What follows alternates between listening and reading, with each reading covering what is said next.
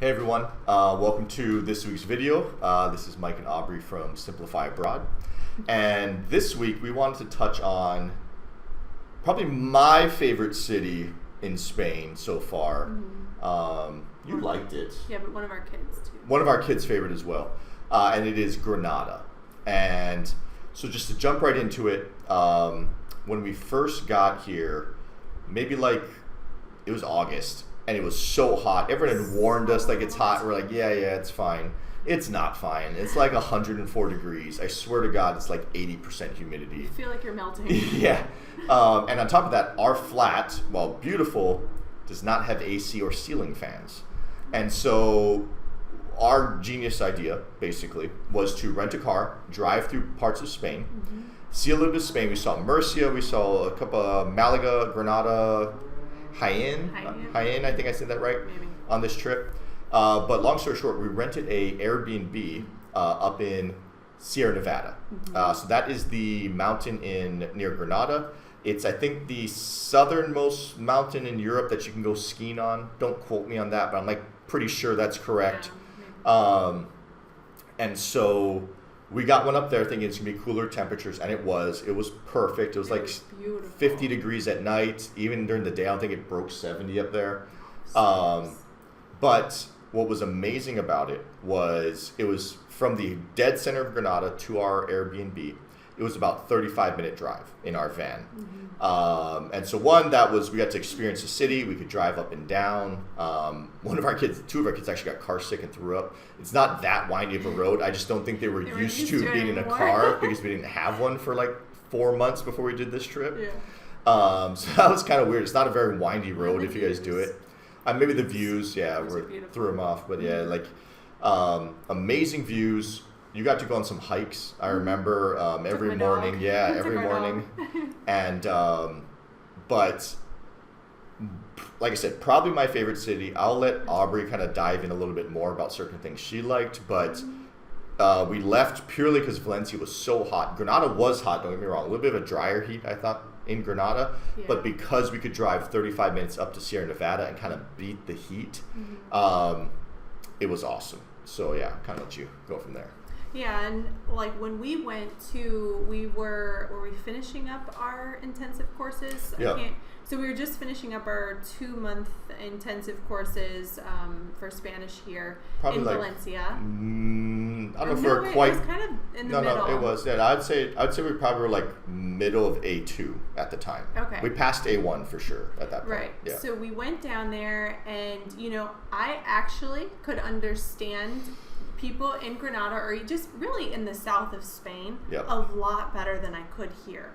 I thought that people there spoke a lot slower, and I do think they were a little bit more patient with us. I would argue they were clearer too. They were clear. Their dialect was clearer, maybe you want to say it that way. Yeah. Yeah, so they did speak a little bit slower, so I don't know, I thought it was a lot easier to communicate down there versus 100%. Here, especially in the beginning. Yep. So I thought that was great to go down, and even our kids could understand, and we were able to have conversations with them, and I thought the people were really, really nice there too. I thought so. Yeah.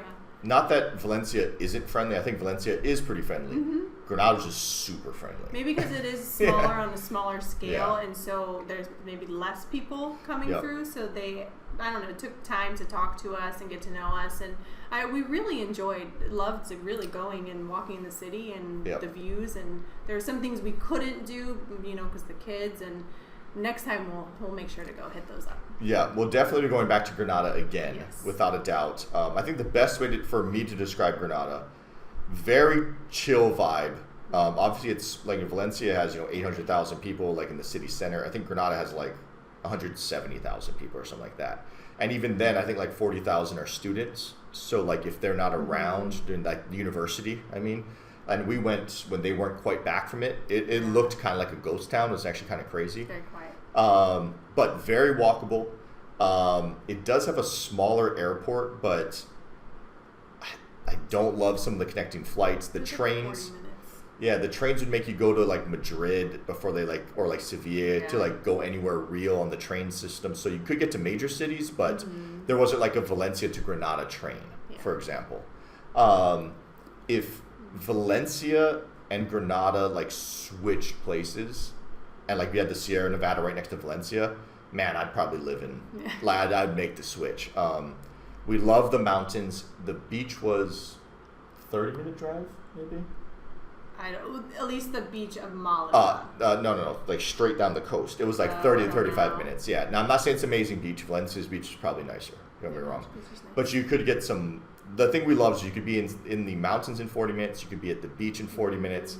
Love the food. Like I said, the Spanish was just easier to understand. It was a little bit cheaper than Valencia as well. Overall, just a very chill vibe to Granada. Is just the best way I could put it. We did the White City, which was amazing. We did not get to do the... We also drove through the White City in a 7-passenger van. Don't do that. 9-passenger van. It was a terrible idea. My wife told me, turn right here. Yeah. The map says so. And I made this turn. And I know we're getting off topic here, but I made this turn. And legitimately, we had to put the windows, like the side view mirrors, it was in. Horrible. People are like waving their finger, like, don't come this way. I had to go downstairs at one point. I'm closing my eyes like, no. And I say stairs. It was very mild. I don't know if it was like stairs or just... It was like a weird thing, but like another car did it before me, so it wasn't just like an American driving on like a small car. Like weird stuff, but like this mild stair slope thing. It was like if you were like claustrophobic, there was a couple times. There's no way it was more than like an inch on each side of our car. It was really bad. Yeah, it was. So don't drive in the White City. But he did it. I did do it. No scratches. We returned the car, but don't drive in the White City with a massive van. Terrible idea. But yeah, I mean they have that Alhambra. Beautiful palace. Next time we go back, that's what me and Aubrey are gonna do. We didn't do it with the kids. We kind of ran out of time, to be honest. That was more like hours and hours, and we didn't have hours. We were trying to explore so many places around and go hiking and enjoy the outdoors. Because in Valencia, we couldn't enjoy the outdoors. Yeah, it was so hot. It was too hot. It's just so hot. Mm-hmm. But yeah, you talk about the tapas?